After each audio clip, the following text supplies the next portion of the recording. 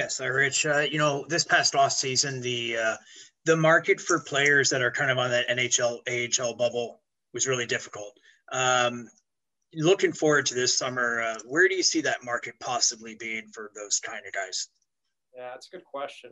I think it's, it still remains to be seen. We're looking at, obviously, the American League is a fantastic league, great fans, but also its revenue and our financial stability driven differently in the NHL. There's not huge TV deals, as you know, and we're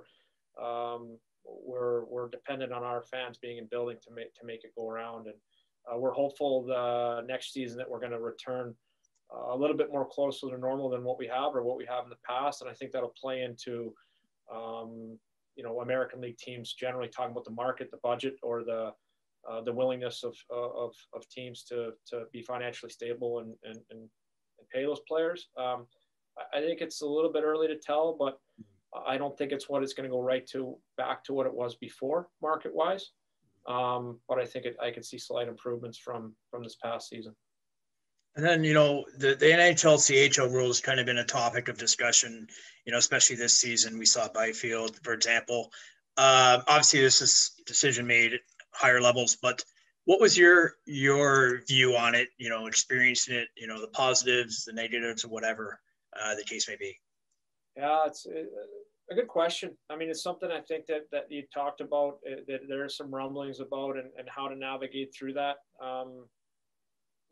My personal thoughts, I thought our organization really benefited from having Kaliev and Byfield with us in the American League. I think it was personally exactly where a good spot for them to develop and continue to play. And it challenged them, both of them, thinking about how well they played here and some great things they did and their progress.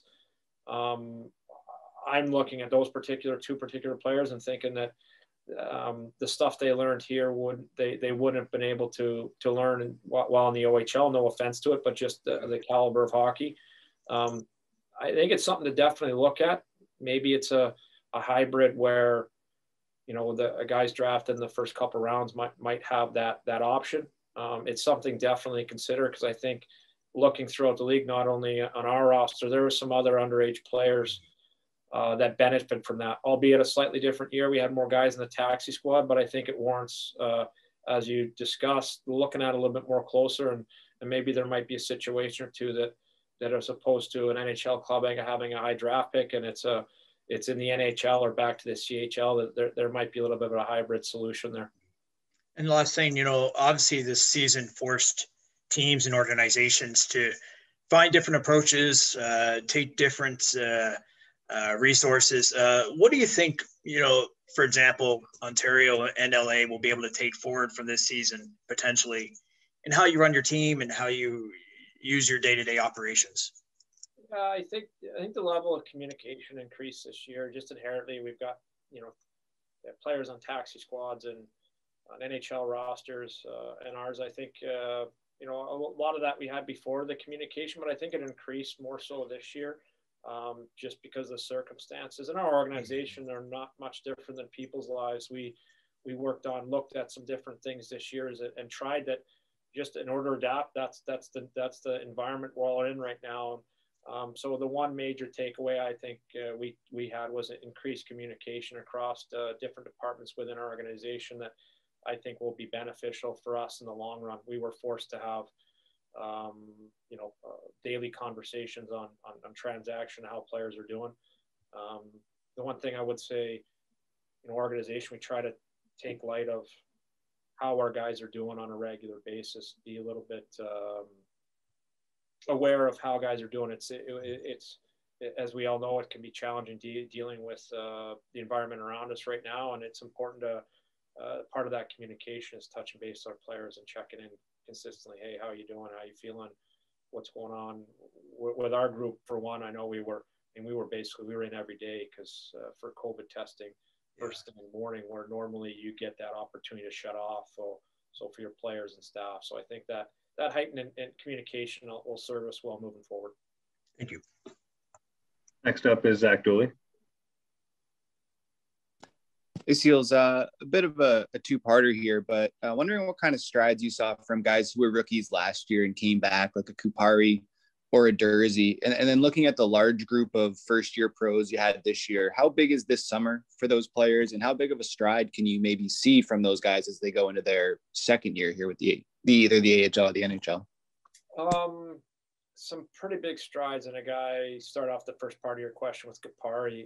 I mean, yeah, pretty exciting the way he was able to take advantage of his off season. A guy that was dinged up, and the last time we saw him in the American League was right before he head off to World Juniors.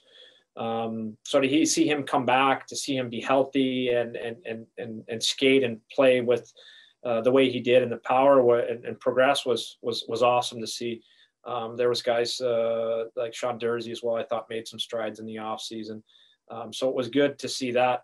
Really exciting. Kupari one for me sticks out. It was one of those maturing processes you could see kind of right before your eyes, where he's going from a younger teenager to what you'd almost call a man. And so it was great to see. And we look for that continue forward. And it's really important for all our guys in the summer, but particularly the young ones now. You're starting to ingrain the routines in them.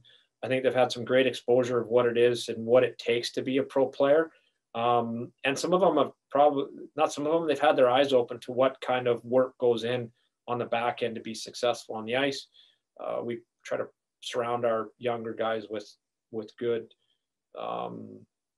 pros and how they carry themselves and what kind of work they put in on the ice and in the weight room. And I think it's important for these guys, first off, to recharge, try do their best to connect with their families, and take time off and I believe turn the game off for a little while. They need to let their bodies heal a little bit. They're going to have some bumps and bruises, so that's important. And then their summer working out is inherently important. A few of our guys in exit meetings and in general, what you see is some of what holding them back is just that continued strength. And so it's a big summer for a lot of guys to make sure they take advantage of that time.